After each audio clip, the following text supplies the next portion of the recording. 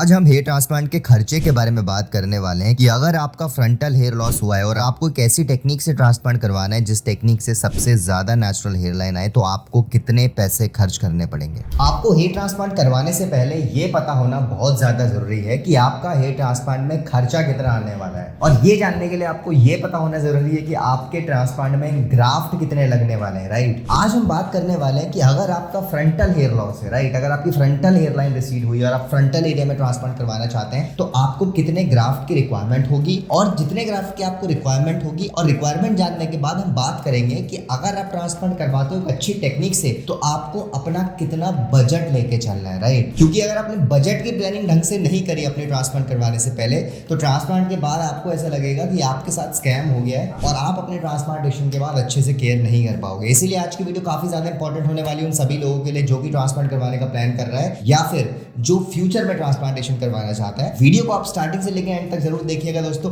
Video की तरफ बढ़ते हैं, लेकिन सबसे पहले अगर आप अपना हेयर ट्रांसप्लांट करवाने का प्लान करो और आप कंफ्यूज्ड, आपको कितने ग्राफ्ट लगेंगे, आपके ट्रांसप्लांट में खर्चा कितना आएगा, आपको ट्रांसप्लांट करवाना चाहिए भी कि नहीं, और आप भी हेयर ट्रांसप्लांट से रिलेटेड इन्फॉर्मेशन सर्च कर रहे हो तो आप हमारी वेबसाइट besthair.com पे विजिट कर सकते हो। वहां पे आपको ट्रांसप्लांट से रिलेटेड सारी की सारी इन्फॉर्मेशन मिल जाएगी और आप भी अपना ट्रांसप्लांट 100% सक्सेसफुली करवा पाओगे, जैसे कि लाखों लोग करवा चुके हैं। नीचे मैंने डिस्क्रिप्शन में लिंक दिया हुआ है वेबसाइट का, आप वहां पे जाकर हमसे कॉन्टैक्ट कर सकते हो। तो गाइस, इससे पहले हम आगे बढ़े, पहले हम अपने सब्सक्राइबर की जर्नी से शुरुआत करना चाहते हैं जिन्होंने आज से लगभग 6 महीने पहले हमसे कांटेक्ट किया था। ये बेसिकली राजस्थान से थे और फ्रंटल हेयर लॉस से काफी ज्यादा सफर कर रहे थे। अब इनकी एज थी सिर्फ 24 ईयर ओल्ड और सिर्फ 24 साल की एज में इनका फ्रंटल हेयर लॉस काफी ज्यादा हो चुका था। आप लोगों ने एक बात नोटिस करी होगी, जिस बंदे का फ्रंटल हेयर लॉस होता है वो ज्यादा गंजा दिखता है एज कम्पेयर टू वो बंदा जिसके पीछे से हेयर लॉस हो। राइट, आपका भी हमेशा नोटिस करना, काफी बार तो हमें पता ही नहीं लगता कि कोई इंसान अगर हेयर लॉस से सफर कर रहा है, फ्रंट से देख के पता ही नहीं लगेगा हमें। राइट, फिर जब हम उनको ऊपर से देखते हैं, पीछे से देखते हैं, तब जाकर हमें पता लगता है कि भाई तेरे तो बाल झड़ रहे हैं। बट फ्रंटल हेयर लॉस के केसेस में ऐसा नहीं होता। राइट, फ्रंटल हेयर लॉस का केस ऐसा होता है कि अगर थोड़ी भी हेयर लाइन रिसीड हो जाए, आपको सामने से आगे लोग कमेंट पास करने लगते हैं कि भाई तेरे बाल झड़ रहे हैं, कुछ ट्रीटमेंट करवा ले, तो कैप क्यों पहनता है। राइट, सो फ्रंटल हेयर लॉस हमेशा ज्यादा दिखता भी है और ज्यादा चुभता भी। अगर मैं इन्हीं के केस के बारे में बात करूं तो इनका कहीं और से हेयर लॉस ज्यादा नहीं हुआ है, सिर्फ फ्रंटल हेयर लाइन रिसीड हुई है। बट क्योंकि फ्रंट से हेयर लाइन रिसीड हुई है तो ये हेयर लॉस ज्यादा दिखता है। राइट, अब बेसिकली हम पहले ये जान लेते हैं कि 2000 ग्राफ्ट की रिक्वायरमेंट किस टाइप के बॉल्डनेस पे होती है। राइट, पहले हम ये समझ लेते हैं कि काफी लोगों को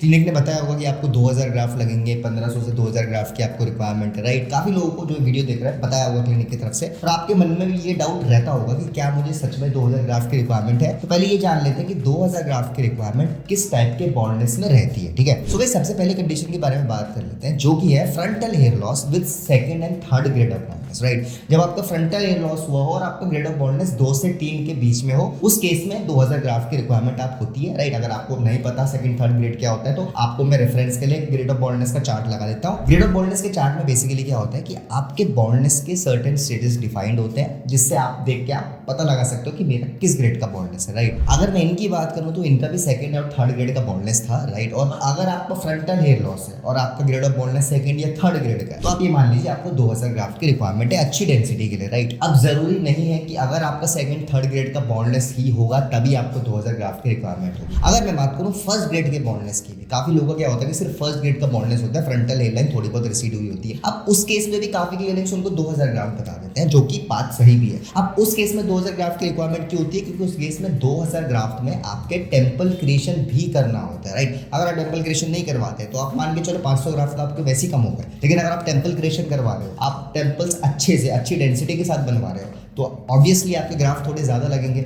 अब मैं इनकी बात करूं तो ये टेम्पल क्रिएशन नहीं करवाना चाहते थे। राइट, ये सिर्फ अपनी फ्रंटल हेयरलाइन को पहले जैसे करवाना चाहते थे, क्योंकि जब इनका हेयर लॉस नहीं भी हुआ था ना तब भी इनके टेम्पल्स ऐसे ही थे जैसे अभी थे। राइट, सो इनके केस में तो 2000 ग्राफ की रिक्वायरमेंट हो गई इस हिसाब से। राइट, क्योंकि सेकंड थर्ड ग्रेड का बॉल्डनेस था, फ्रंटल हेयर लॉस था तो 2000 ग्राफ लगे। अगर ये टेम्पल क्रिएशन भी करवाते तो इनका नंबर ऑफ ग्राफ्ट्स बढ़ जाते।